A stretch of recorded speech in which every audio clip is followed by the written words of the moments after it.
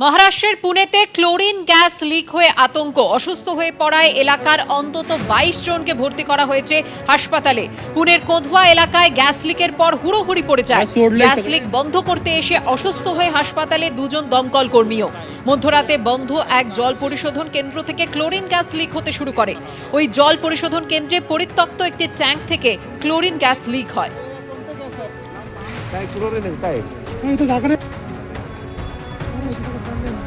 सोडलंय सगळे मोकळं सोडलंय। মহারাষ্ট্রের পুনে ক্লোরিন গ্যাস লিকে আতঙ্ক, অসুস্থ হয়ে এলাকার অন্তত 22 জন বাসিন্দা হাসপাতালে ভর্তি। পুনের কোধওয়া এলাকায় গ্যাস লিকের পর হুড়োহুড়ি পড়ে যায়।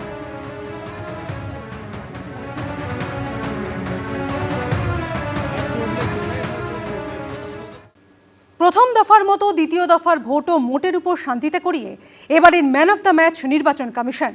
তাদের নিরাপত্তার কড়াকড়িতে অশান্তি মাথাচাড়া দিতে পারেনি। ফলে ভরসা পেয়ে প্রথম দফার মতো দ্বিতীয় দফাতেও ঢেলে ভোট দিয়েছেন ভোটাররা। হাই ভোল্টেজ বিধানসভা নির্বাচনে বেনজির ভোটচিত্রের সাক্ষী থাকল পশ্চিমবঙ্গ। অশান্তিতে দাঁড়ি টেনে নির্বিঘ্নে ভোট করিয়ে দেখিয়ে দিল নির্বাচন কমিশন। নিরাপত্তার কড়াকড়িতে মাথাচাড়া দিতে পারল না অশান্তি। উৎসবের মেজাজে ঢেলে ভোট দিল সাধারণ মানুষ। প্রথম দফার ট্রেন্ড বজায় রেখে দ্বিতীয় দফাতেও ভোটদানের হার প্রায় 92% কাছাকাছি পৌঁছে গেল। তার মধ্যে ভোটের শেষ পর্বে চলল উত্তপ্ত রাজনৈতিক চাপানুতোড়।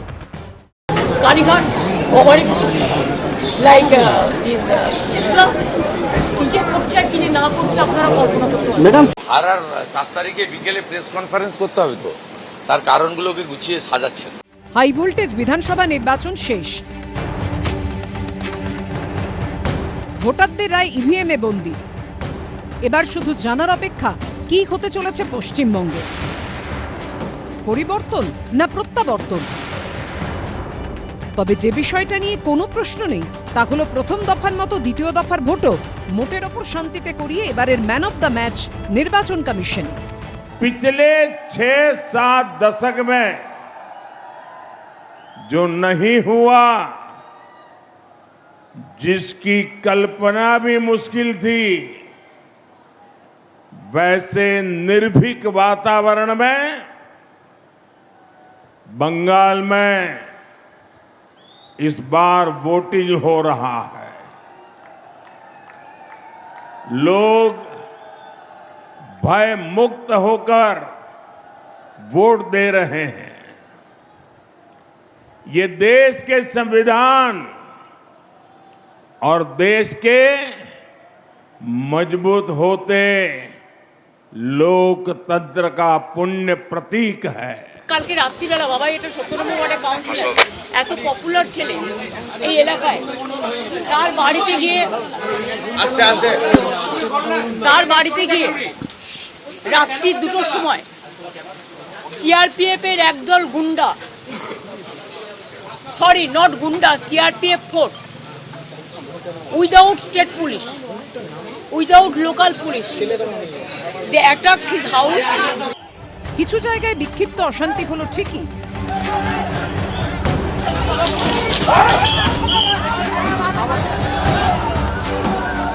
কিন্তু ভোট ঘিরে যে হিংসা এবং রক্তস্নান পশ্চিমবঙ্গবাসী আগে দেখেছে তার কিছুই হলো না এবার। অশান্তির খবর পাওয়া মাত্র সেখানে পৌঁছে পরিস্থিতি ঠান্ডা করল পুলিশ ও কেন্দ্রীয় বাহিনী।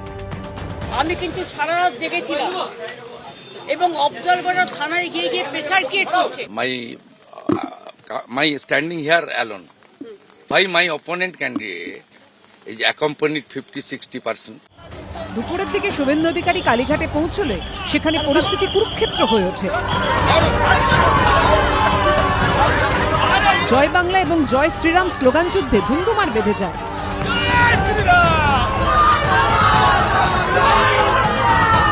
কিছুক্ষণের মধ্যেই পুলিশ এবং বাহিনী সেখানে পৌঁছে লাঠিচার্জ করে পরিস্থিতি সামাল দেয়।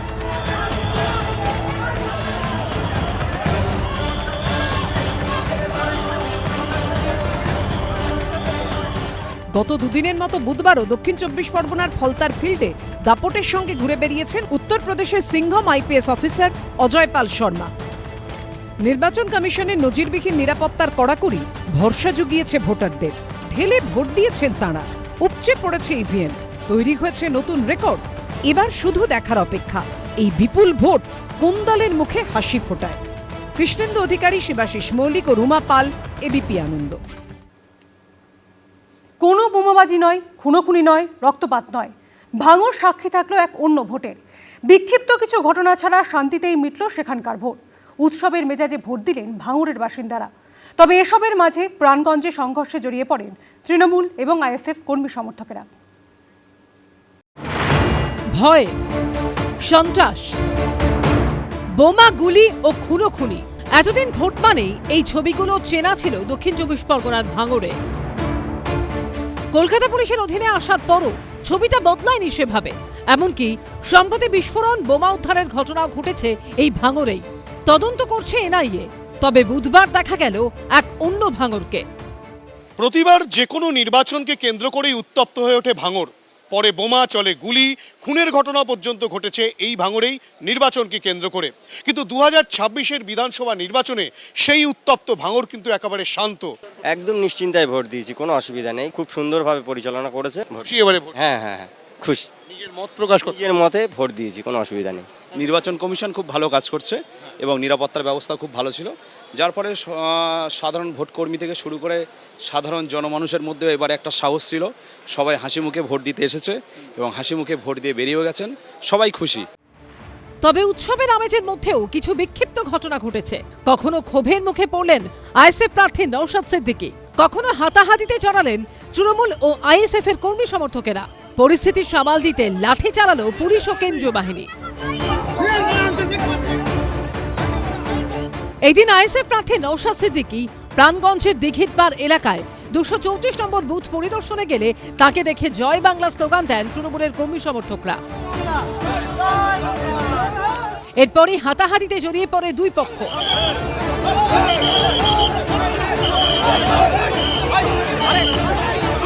তাদেরকে ছত্রভঙ্গ করতে ব্যাপক লাঠিচার্জ শুরু করে পুলিশ ও কেন্দ্রীয় বাহিনী।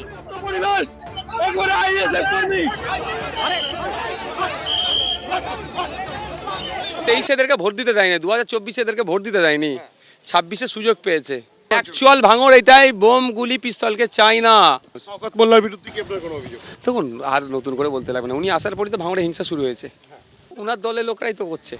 এদিন জাগুলগাছিতে তৃণমূল কর্মীদের বিক্ষোভের মুখে পড়েন নওশাদ সিদ্দিকী।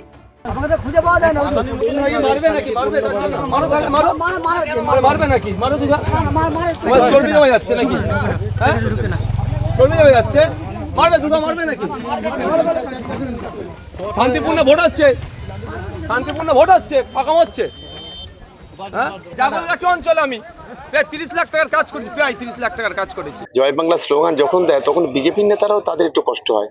স্বাভাবিক কারণে বিজেপির সবচেয়ে বড় দালাল এই বাংলাতে যদি কেউ থাকে তার নাম হচ্ছে নওশাদ সিদ্দিকী, তার ভাই আব্বাস সিদ্দিকী। পিছনে দরজা দিয়ে যারা বিজেপিকে এখানে ঢোকাতে চায়। ইতিমধ্যে ভাঙড়ের দুটি ঘটনার তদন্তভার এনআইএর হাতে তুলে দেওয়া হয়েছে। ভোটের দিনও সেখানকার ঘটকপুকুরে রাস্তায় নামতে দেখা গেছে এনআইএর টিমকে। হিন্দল দে ও রঞ্জিত হালদারের রিপোর্ট, এবিপি আনন্দ। এবিপি আনন্দ, এগিয়ে থাকে, এগিয়ে রাখে।